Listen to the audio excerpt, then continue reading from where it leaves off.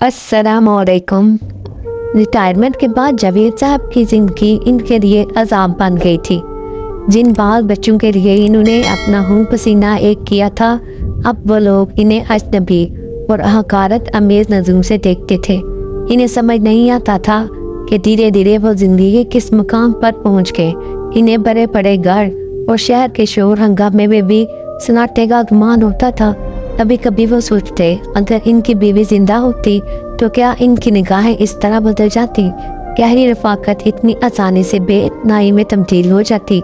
इनका माजी खुशगवार था, जिंदगी में तलखनुक और मसाइल की कमी ना थी, लेकिन बाहमी इत्तेहाद और पुरखुलूस अफ़हाम तफ़हीम के जरिए वो इस पर आसानी से काबू पा लेते। इन्हें याद आया इन्होंने अपनी कलील आमदनी में भी अपने बच्चों की आला तालीम और तरबियत का ख्याल रखा। ओवर टाइम और पार्ट टाइम जॉब करके इनकी ज़रूरतों की कफालत की, अपनी ख्वाहिशात और तमन्नाओं को पसे कुछ टाल दिया। ये इनकी कुर्बानियों का नतीजा ही था कि इनके तमाम लड़के आज अपने अपने पाँव पर खड़े थे। लड़कियों की शादी माकूल घरों में हो गई थी। जावेद साहब को याद आया कि जब वो रिटायर नहीं हुए थे, इनके तमाम लड़के किस तरह अपनी मुलाजमतों के बावजूद इनके आगे पीछे फिरते थे। इन्होंने कभी किसी बेटे की तनख्वाह से कोई मदद कबूल नहीं की थी। मुलाजमत से रिटायरमेंट के वक्त इन्हें दफ्तर की तरफ से एक बड़ी रकम मिलने वाली थी, तकरीबन 30 लाख रुपए। इनकी नौकरी में पेंशन की सहूलत नहीं थी। इन दिनों इनके तमाम लड़के इनके आराम के लिए बेहद फिक्रमंद रहते थे। सब बेटे आपस में इसी बात पर बहस करते रहते कि अब्बू रिटायरमेंट के बाद मेरे साथ रहेंगे। एक कहता मेरे साथ तो दूसरा कहता मेरे साथ। जावेद साहब अभी इन्हीं सोचों में गुम थे कि छोटी बहू ने इनके पास नाश्ता भिजवा दिया। भूख से इनकी आंतें कल बुला रही थी। अब तमाम बेटों के यहाँ इन्हें सबसे आहर में नाश्ता मिलता था। जब इनके पोते स्कूल चले जाते, इनका बेटा दफ्तर के लिए रवाना हो जाता। जावेद साहब की आदत थी 7 बजते ही नाश्ता कर लेते। नौकरी के ज़माने में 7 बजे तक इनका खाना इनके आगे लगा दिया जाता था। अब तकरीबन 11 बज रहे थे। आलू की भुजिया और सूखी रोटियां इनकी मुकद्दर हो गई, लेकिन अब वो इन खानों के आदी हो चुके थे। घी लगा पराठा तो रिटायरमेंट के कुछ दिनों बाद तक ही चला था। जब तक इनके अकाउंट में फंड के रुपए इनके नाम रहे, तब इनके बेटों ने ज़मीन खरीदने, मकान बनाने, लड़की की शादी और दूसरे मुख्तलिफ बहानों से इनके सारे रुपए निकलवा लिए तो इनकी अहमियत अचानक खत्म हो गई। जावेद साहब बारी बारी तमाम लड़कों के यहाँ रहते थे। शुरू में सबके यहाँ हर मामले में इन्हें अवदियत दी जाती थी। बाद में सब के सब धीरे धीरे आंखें फेरने लगे। पहले जहाँ तमाम बेटे जावेद साहब को अपने यहाँ ले जाने के लिए अपनी बारी का बेसब्री से इंतजार करते थे, क्या हम के मियाना मुद्दत से 2-4 दिन पहले ही इन्हें लेने के लिए पहुंच जाते थे। अब उन्हें तरह तरह की बातें सुनाकर रवानगी के वक्त की याद दिलाई जाती थी। जिस बेटे के यहाँ इनके जाने का नंबर होता, इसका दूर दूर तक पता ना होता। साल में 3-3 महीने वो चारों बेटों के यहाँ क्याम करते थे। जैसे तैसे जिंदगी के दिन गुजर रहे थे। क्याम की मुद्दत खत्म होने के बाद अब इन्हें दूसरे बेटे के यहाँ जाने की बेहद दुश्वारी होती। कई दिनों तक जब इन्हें कोई अपने हमरा ले जाने ना आता तो थक हार कर तनहा चलने का इरादा कर लेते। इस तरह इन्हें बड़ी दिक्कतें पेश आती। पिनाई कमजोर पड़ चुकी थी। एक जमाने से बेटों की बेतवजही की वजह से मोतियाबंद का ऑपरेशन चलता आ रहा था। इस मामले पे अब इन्होंने खामोशी इख्तियार कर दी थी। इनके लिए किसी के पास वक्त नहीं था। हर आदमी अपने गुनाह को मसरूफियत का रुना होता, भला क्यों कर वो अपना मसला रखने की हिम्मत करते। ऑपरेशन करवाना ज्यादा मुश्किल काम नहीं था, लेकिन ये था कि अस्पताल में इनकी तीमार तारी के लिए कौन अपना कीमती वक्त बर्बाद करता। वो उदास आंखों से अपने इतराफ पर जायजा लेते। हर चीज इन्हें अपनी जगह साकत दिखाई देती, कहीं कोई हरकत नहीं। दिन की साफ रोशनी में भी इन्हें ढलती शाम का एहसास होता। कांपते हुए नडाल कदमों से जिसके यहाँ उड़ते, वो इनकी आवाज में चांद का दरवाजा खोलते हुए सतमहरी का इजहार करता। आप आ गए अम्बा, बेटा अपताते हुए लहजे में कहता। जावेद अब टीटा आवाज में कहते, बेटा तुम वक्त पर लेने नहीं आए, वहाँ बातें मुझे सुनना पड़ी। मुझे ये सब अच्छा नहीं लगता। तुम्हें क्या परेशानी थी? जावेद साहब अपनी बुझी बुझी आंखें बेटे की आंखों में गाड़ते हुए बोले।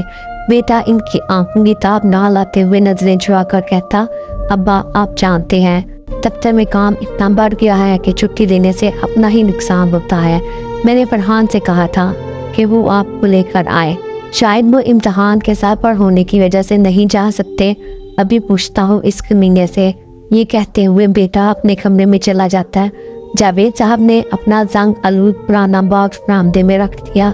अब इन्हें कमरे से मुंतकिल करके बरामदे में जगह दे दी गई थी, जहाँ इनके पोते पोतियों का शोर इनके कानों के पर्दे फाड़ता था। इन्हें एक पल भी चैन नसीब ना होता। बच्चों से प्यार करने को किसका जी नहीं चाहता था, लेकिन हर चीज की एक हद होती है। इनका खेल कुछ ही देर में शोरगुल में तब्दील हो जाता, लेकिन इन्हें लगता कि सारा घर ज़लज़ले की ताक में है। जब ये साहब सोचते यही बेटे इनकी आंखों का नूर और बढ़ापे का सहारा थे। इनके मुस्तकबिल के लिए इन्होंने अपना सारा माजी दांव पर लगा दिया था।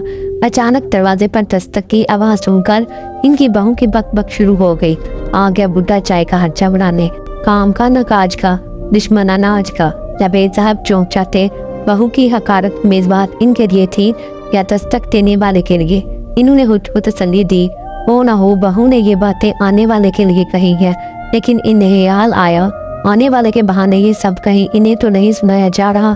जावेद साहब ने एक पोते को आने वाले के बारे में पता लगाने के लिए कहा। बहू ने तन मिजाजी के साथ कहा, वही आपके दोस्त कमर साहब हैं, इन्हें कोई और काम नहीं है कि आपका वक्त बर्बाद करने चले आते हैं। जब एक साहब आए, दोनों दोस्त गले मिलकर अपने अपने सीनों का बोझ कम करने की कोशिश करने लगे। क्यों भाई जावेद साहब, क्या हाल है? क्या पूछते हो? रिटायरमेंट के बाद हाल चाल बेटू की नजरें हमें पहचानती हैं, बस यही गनीमत है। ये बात तो है भाई, हम तो समझते थे कि तमाम जिम्मेदारियों से बुकदोश होने के बाद जिंदगी का आखिरी दौर सुख चैन की सांस लेते हुए गुजरेगा, लेकिन अब तो अपनी जात जिंदगी का सबसे बड़ा अजाब बन गई है। कमर साहब ने गला साफ किया और फीकी हंसी हंसने लगे। साफ लगता था कि इनकी हंसी के पीछे दर्द का दरिया है। फिर धीमे धीमे नैचे में बोले, दोस्त क्या कहे, दुख हो गई। जावेद साहब के बाथरूम का सोच में गुम हो गए। अचानक इनको अपने अंदर से आवाज आई, शायद समाजी इत्तेफाक के पेचीदा अमल का ये लाजमी नतीजा है। आंखें बढ़ते हुए चिक्के के पीछे कर गुजरी ही है। दोनों बहुत देर तक यूं ही पुरानी यादें ताज़ा करते रहे, मगर अंदर से चाय नहीं आई। कमर साहब ने जाने के लिए उठना चाहा। जावेद मियाँ ने इन्हें चाय के लिए रोका, फिर अंदर गए। दबी जुबान से बहू को चाय के लिए कहा। बाहर आके बैठे। कुछ वक्त गुजर गया मगर चाय ना आई। जावेद साहब फिर अंदर गए। डरते डरते इन्होंने तोते से अपनी माँ को चाय के लिए याद दिलाने को कहा। फिर जावेद साहब बाहर आ गए। इसी तरह जावेद मियाँ कई बार अंदर गए, बाहर आए। कमर साहब ने कई बार उठना चाहा और जावेद साहब ने इन्हें बिठाया कि चाय पी के जाना, मगर चाय नहीं आई। फिर आखिर कमर साहब ने दोस्ती का बरम रखने के लिए कह ही दिया, जावेद मियाँ मैंने एक ज़रूरी काम जाना था, मैं तो भूल ही गया था, चाय उधार रह गई, फिर कभी पी लूँगा। रुखसत होते वक्त दोनों की आंखें भीग गई थी, दिल में मनु बोझ था। दोनों के कदम लड़खड़ा रहे थे, हाथों में लर्जा तारी था, होंठों पर अजीब कपकपाहट। किससे कहें, क्यों कर रहे, कहने से क्या होगा। बेटा इनकी बातों पर कान धरे, बहू की सर्जनश करेगा या एक कान से सुनेगा दूसरे से निकाल देगा।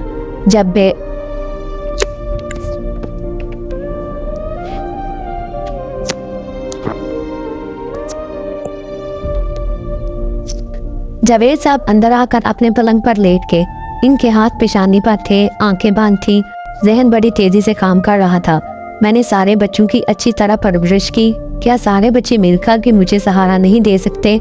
अचानक इनके जहन में सवाल उठा, वो भी तो किसी के बेटे थे, क्या इन्होंने अपने माँ बाप की खबरगिरी की थी? इनके दिल में एक धूप उठी। वालिद की वफात के बाद अम्मा का कितना ख्याल रखा था, फिर शुरू के दिनों में, मगर फिर इस मोहब्बत और देखभाल के जज्बे पर मसरूफियत की कट पड़ने लगी। इन्हें याद आया कि कभी कभी अम्मा इस बात पर नाराज होकर खाना पीना छोड़ देती थी कि मैंने महीनों हो गए इनके कमरे में इनका हाल अहवाल पूछने का हल नहीं हुआ। वो मेरी सूरत देखने को तरसती थी और मैं सिर्फ इनके शिकवों पर सर झुका कर रह जाता। हर बार वादा करता अब ऐसा ना होगा और हर बार भूल जाता। फिर अम्मा ने शिकवे शिकायतें करना छोड़ दी।